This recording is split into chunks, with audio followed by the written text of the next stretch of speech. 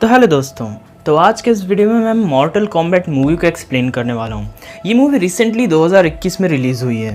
Basically इस movie की story 3 अलग अलग दुनिया के लोगों के बीच की लड़ाई पे बेस्ड है। इस मूवी के फाइट सीन्स काफ़ी कमाल के हैं, इसलिए एक्सप्लेनेशन को एंड तक देखिएगा। तो चलिए अब ज़्यादा वक्त ना गवाते हुए इस वीडियो को स्टार्ट करते हैं। तो मूवी की शुरुआत में हमें 17th सेंचुरी का जापान दिखाया जाता है। यहाँ पे हम हांजो नाम के एक आदमी को देखते हैं जो कि अपनी फैमिली के साथ जापान में रहता था। हांजो भी एक वॉरियर होता है और वो अर्थ के लिए फाइट करता था। एक दिन जब वो घर से बाहर होता है तब दूसरी दुनिया का आदमी जिसका नाम आउटवर्ल्ड है वो उसके घर पे हमला कर देता है। आउटवर्ल्ड के वॉरियर्स काफ़ी स्ट्रॉन्ग थे।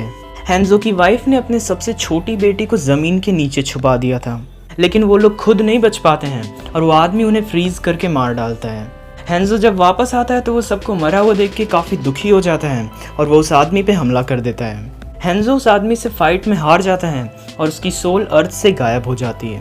आउटवर्ल्ड और अर्थ को छोड़ के जो तीसरी दुनिया थी उसका नाम था नेदर रेल्म, और हांजो की सोल नेदर रेल्म में ही चली गई होती है। सब कुछ शांत हो जाने के बाद वहाँ पे अर्थ के लीडर आते हैं जिनका नाम राइडन होता है और इन्हें गॉड ऑफ थंडर भी कहा जाता था।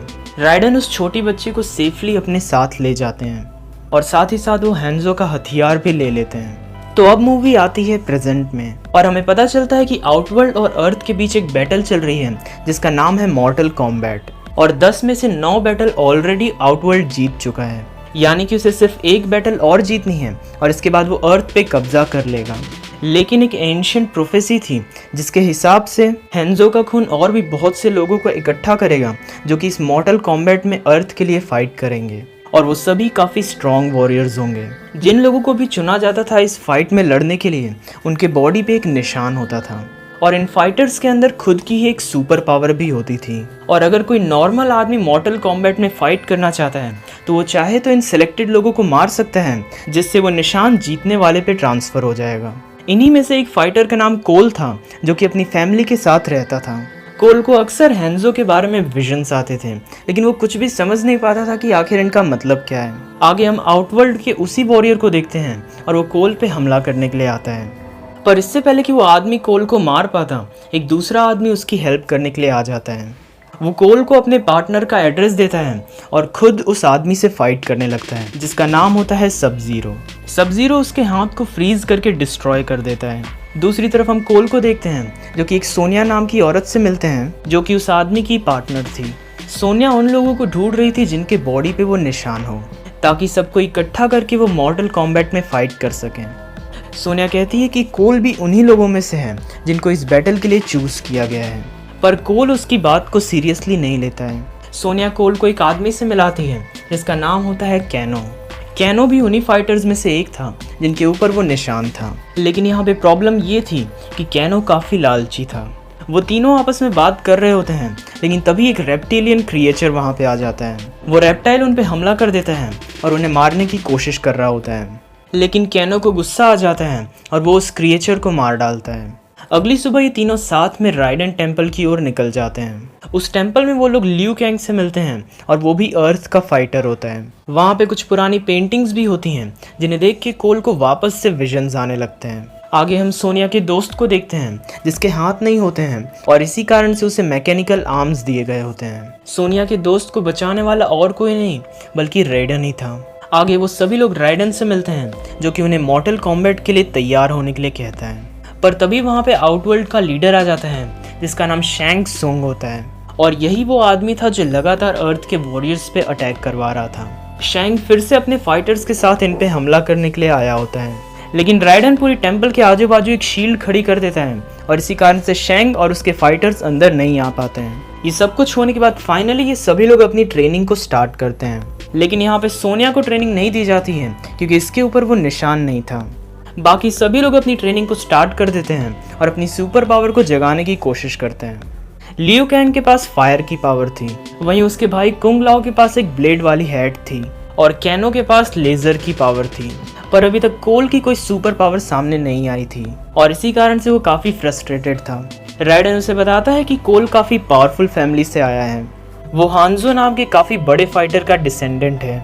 कोल पहले ही इन सब चीज़ों से परेशान हो चुका था, इसलिए वो कहता है कि वो इस बैटल में लड़ना ही नहीं चाहता है, बल्कि वो अपनी फैमिली के साथ रहना चाहता है।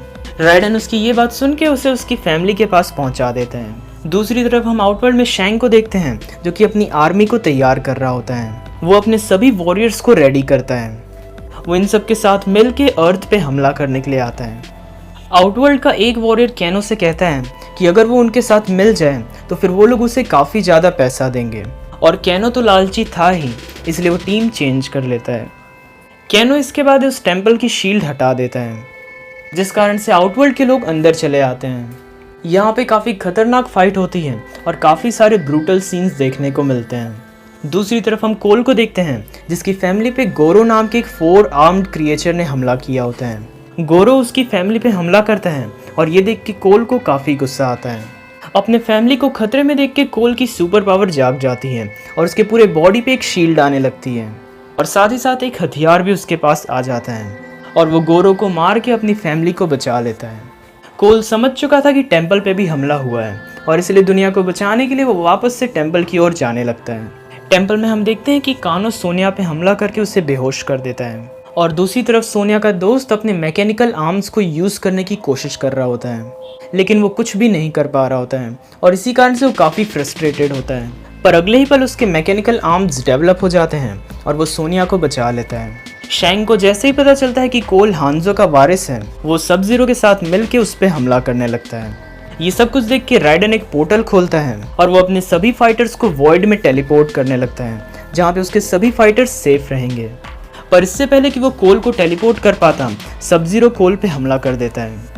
कुंग लाओ कोल को बचाने के लिए आता है और वो सब जीरो को कोल से दूर कर देता है, लेकिन शैंक कुंग लाओ को पकड़ लेता है और उसकी सोल निकाल के कंज्यूम कर लेता है।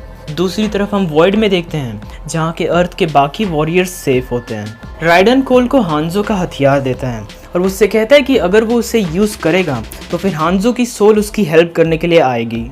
वो सभी लोग एक प्लान बनाते हैं और उसके हिसाब से शैंक के वॉरियर्स पे हमला कर देते हैं। लियू कैंग और सोनिया का जो दोस्त था, वो शैंक के 2 वॉरियर्स को मार डालते हैं। आगे सोनिया और कैनो के बीच फाइट होती है। कैनो ने अर्थ को धोखा दिया था और इसलिए सोनिया उसे मार डालती है, और उसको मारते ही उसकी बॉडी का मार्क सोनिया की बॉडी पे आ जाता है, और अब सोनिया भी एक मॉर्टल कॉम्बैट वॉरियर बन चुकी थी। सोनिया की सुपर पावर थी कि वो अपने हाथ से लेजर ब्लास्ट निकाल सकती थी, और वो वहाँ पे आते ही आउटवर्ल्ड की फीमेल वॉरियर को मार डालती है। ये बात जब शैंक को पता चलती है तो वो काफ़ी गुस्सा हो जाता है और वो सब जीरो को भेजता है ताकि वो कोल की फैमिली को मार डाले।